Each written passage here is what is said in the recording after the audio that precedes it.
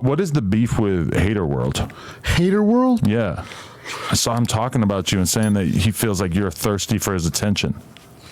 Okay, so Hater World and me, we had an issue about maybe like a year ago, 10 months ago. Okay. Right? It was a misunderstanding at the end of the day. Uh-huh. And I pretty much said it's he didn't want to meet up. He didn't want to meet up at the end of the day. You were trying to squabble.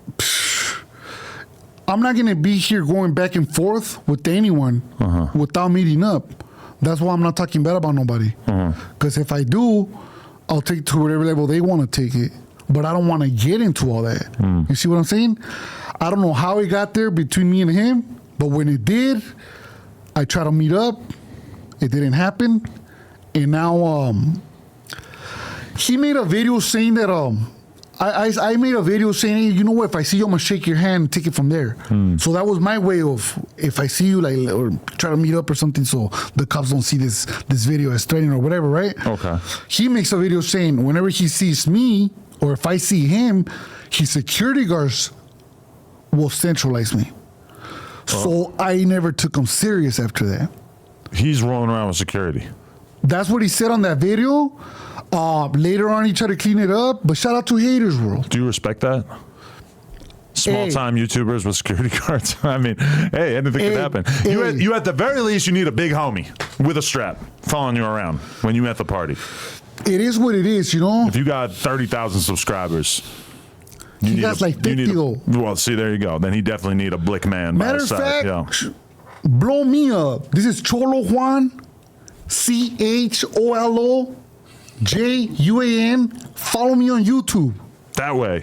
On Hood. Put that in the YouTube short. On Hood. On Hood. Yeah, hell yeah. But okay, so that it's not that serious with him. Nah, like I don't think anything on the internet is serious enough for me to like pursue it. Right. You know what I'm saying? At the end of the day, he has his show to make. He has to entertain his people. If he talk bad about me, it is what it is. If it continues, then obviously there's a problem. But I'm not going to take it serious because he's not going to want to meet up. He said it himself. You know? So why even entertain it? But see, this is the same thing that I see playing out on YouTube all the time, is that you'll have the dudes who kind of like get to a level of success, and then there'll be people who are coming up in the ranks, and like the people who are kind of like higher up, like don't want to acknowledge them too much, or like don't want to give them too much light because they don't want to have to necessarily like cast light on these people and like give them an audience and everything. And then the people who are on the way up are always like, well, let's fight. I want to whoop your ass. And then the guys up top, like me or Vlad or academics, we're kind of like, hell no, I'm not going to meet up with you in a fucking parking lot and scrap. Of course. You know, it's just not going to happen. But the only difference, right, is that me and him. You owe each other a fade, right? No. Me and him, we're homeboys. Oh, you were tight? No, we're homeboys. Oh, like, homeboys you know, like that. like okay. In prison, we roll together. In prison, we'll sell up together. Okay. You see what I'm saying? So with that being said and established, there's no reason why, you know, if there's an issue, we take care of it. Okay. You know what I'm saying? If I call you out, it means nothing to nobody. You know what I'm saying? You're another race. You can ignore it and it's fine. Ain't nobody tripping. Right. You know what I'm saying? If a homie from down south calls another homie from down south, calls them out, they're podcasters or whatever, they can run that fade or they can ignore it. You know what I'm saying? But if you're a homie, like, why are you going to be talking all this gangster stuff and then ignore it? I'm not talking about the one homie. I'm just saying in general. Right. You know? I will say, people fucking love that shit. Like, there's been a few different times, like down in Texas, Rizzo and Maxo Cream, they had issues. They boxed it out in the parking lot. The video wasn't even supposed to come out. It didn't end up coming out. Oh my God, people loved it so much to see two dudes who are from a state like Texas where we're so used to people shooting each other, and they actually fought in the fucking parking lot. Oh my God, people were lining up to congratulate them. But that was a fight where neither of them really looked bad. You know, because it's like if one of them got knocked out, there might have been a different reaction. I mean, to me, a fight is a fight. I could win or lose. You know what I'm saying? It doesn't matter as long as you fight. That sounds good until you get humiliated. It doesn't matter to me. I've been beat up before, you know? Right. So it doesn't do nothing to my pride. Like you never had a video of it go viral. that might be a little different, right? If it's a homie, it's a homie. If it's someone else, yeah, I think Somebody, so. boom, fucking knock you in the face. Your whole body goes stiff. You fall backwards. You crack your head open on the ground. There's blood pouring everywhere. That's what happens when you don't run, people. That's what happens when you don't run. If you run, that won't happen to you. I respect that. I respect that so much. It's just, I feel like in reality, if it actually happened to you, holy shit, that's got to be the worst day. It's okay, though. Like I said, when you don't run, that's what happens to you. If you run, I mean, obviously they're not going to catch you, you know? Right. No, yeah, definitely. Oh, hit. You just took that from Crip Mac, or is that something you've been saying? That's the boy right there, you know? Right. I am the Mexican Crip Mac. Oh, see, you're claiming it?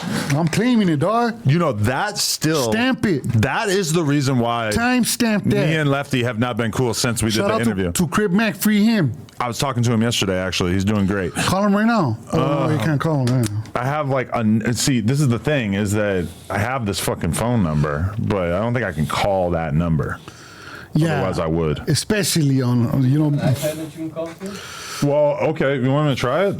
Is that He's how in it jail. works? No, he's in jail. Don't call him. I'm saying no. Calling Smart Communications. Please listen closely as our menu options have changed. A new automated payment system has been added for your convenience. All right, 0% chance I'm going to be able to figure Of that course. out. So, okay. Of course. Wait, what, you're just a Crip Mac fan? Nah, you know what? I respect the dude. I Falcon respect the dude face. because he's a vicious ass homeboy. You know, like he went over there and he handled his business. Respect for that man. Yeah, no, he's a great guy. Love that dude.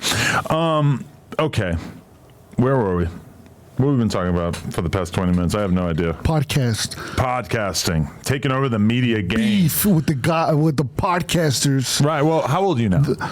I'm 38. I think I'm 38. 38. I was born in 86. Okay, so now you're watching the whole Rasa YouTube world kind of evolve. You got the icons, you got the Shout out to the food community. the Shout out to foos. Food's Gone Wild. you got Lush, you got all these different people doing all this kind of content. Did you see that and you were like, I want to get up in the mix because you knew that you had a personality and you had a voice? Whenever at first when I first got into doing my YouTube channel, I was trying to educate people because the system did me dirty. A bunch of types of ways, you know what I'm saying? A bunch of different types of ways. And I was just educating people, educating the youngsters, you know, like, hey, don't go tagging in this hood, don't do this, don't catch gang enhancements, don't do this, don't do that. And then somehow it just translated into it transformed into podcasting, you know, and doing reactions and all that. And right now I got 20,000 followers. It's not that much, but it's more than other people. It's real followers though. Some people buy followers. And I feel like that world online is still coming together. You know, it's like it's still kind of figuring out who's going to be the superstars in that space. American Cholo, got to There's shout him Burger out Kings too. for every. Shout out to American Cholo. There's Burger Kings for everyone, and there's McDonald's for everyone. You know what I'm saying? There's a bunch of different stores. You don't have to step on each other's toes. If you don't get along, if you can't work together, work separately. You know what I'm saying? We're probably not ready to have the conversation yet, but like in hip hop in general, in terms of the media space, if it's like we've had a lot of conversations about who's the top 3, who's the top 5. It seems like pretty much everybody agrees that number 1 is like Academics or Joe Budden, and then you can kind of figure out whoever else you consider to be near the top in terms of that. But like, who do you consider to be number 1 top dog when it comes to the Southern California Rasa podcast content creation game? Who's top dog? Look, when I was in county jail, back in January, February, right? I was telling all the homeboys, you know, all my homeboys, all the guys from down south, you know, look, my goal is to go to No Jumper. You know what I'm saying? That's my goal. Right now, I reached the peak. Now I don't know what to do after this, you know?